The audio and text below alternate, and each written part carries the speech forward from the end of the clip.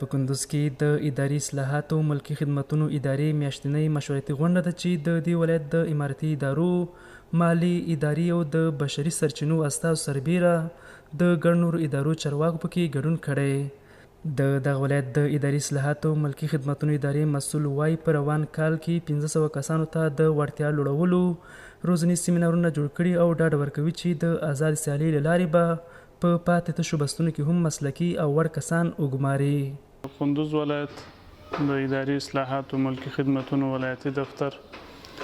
د ولایت مقام منابع بشري ریاست سره په همکارۍ تر دې دمه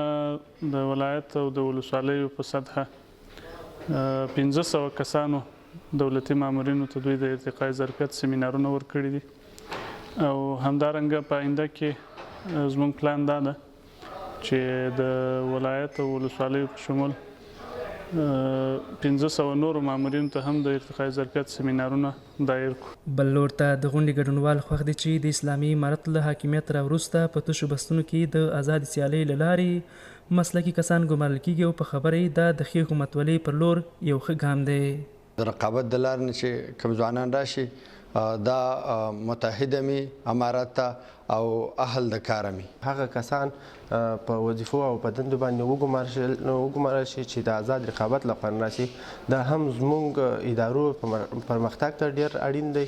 او هم هر څوک خپل په لیاقت باندې کوم استعداد چې لري په هغه اساس باندې خپل هغه وظیفو ته راځي او مقرریږي. د کندوز ولایت د اداري اصلاحاتو ملکي خدمتونو ادارې مشورتي غونډه په داسې حال کې ترسره شو چې د اسلامي امارت رهبري تل د ښې حکومتولۍ غوره خدمات وړاندې کولو او په تشو بستونو کې د وړ او مسلکي کسانو په ګمارلو ټینګار کړی.